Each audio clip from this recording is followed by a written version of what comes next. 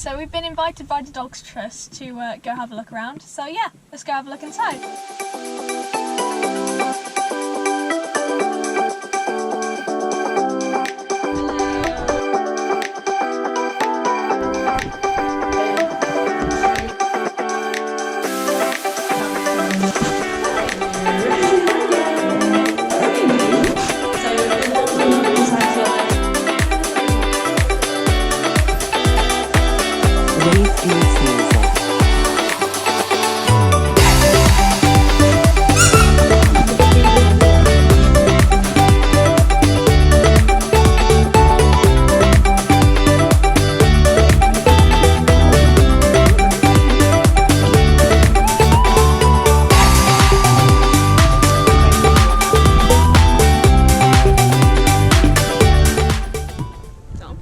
Donate and still want to donate, how will their donations be used? So donations at the centre are used for a variety of purposes. So for instance, our veterinary centre is always on the go. All dogs are neutered before they go home, microchip, flea, worm treatment. But every donation counts, so it all goes towards looking after obviously our four-legged friends.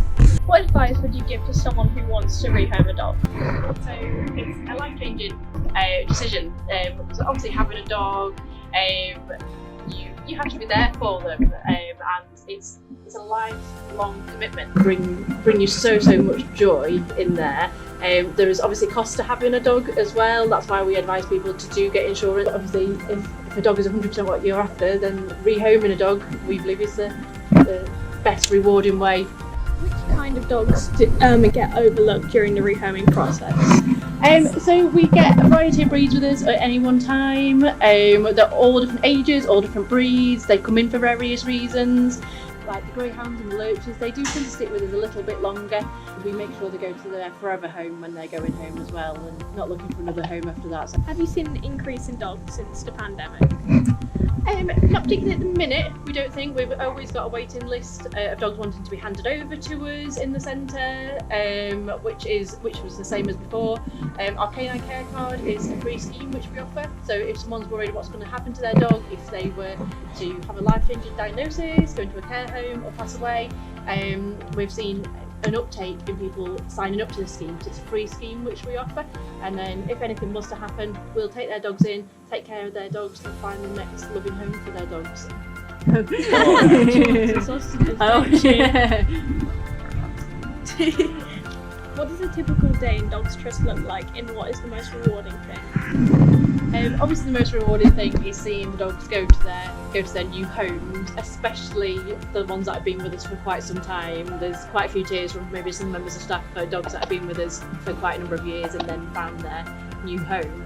A typical day at Dogs Trust, sometimes it's very different for the next day. So like in the morning we make sure what needs doing that day, how many dogs are going home, what intake of dogs we've got coming in. Dogs, especially the house trained dogs, go out first in the morning, and we have up to 130 dogs with us in this particular centre. They obviously have their breakfast, some are on 2 meals a day, some are on 3 meals a day.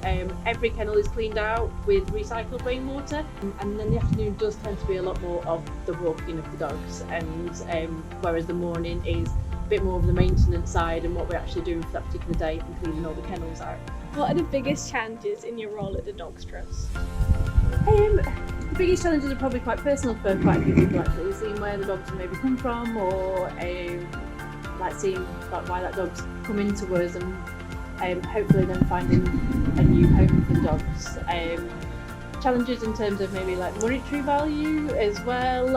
Obviously some dogs come into us in different types of conditions, so some might need more veterinary treatment than others, and we have a vet suite on site, but we work with an external vets as well if they need a little bit more than what we can offer them. It's always different every year as well. Like this past year has obviously been a lot different for us, and our rehoming process has changed as well. So our rehoming process at the minute is mainly based online, and that's another challenge that we had to get around, of how we can't have people on site, so how are we going to rehome so many dogs. Right, for anyone who wants to join Dogs Trust or a career with animals?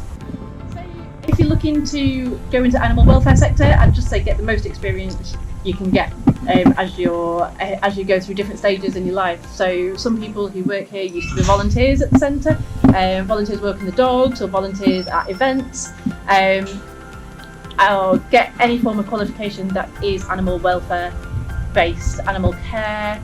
But the main thing is try and get as much experience as you can to know that it is definitely a sector that you'd like to go into. Also, we have education officers as well who go into primary schools free, who do like dog safety, dog awareness workshops. So there's a completely different range of opportunities with animals, whether you want to actually be hands-on or a completely different job like an education officer. And last question, what's the coolest merch in Dogs Trust shop? But at the minute, we've got all different types of things. We have actually got, like Dogs Trust top trump. But yeah, we have got those as well, which are actually quite fun and you can do with all the family. Or we've got things, like the Dogs Trust water bottles and things that you can take up Mount Everest with you if you really wanted, but you probably need something a little bit bigger.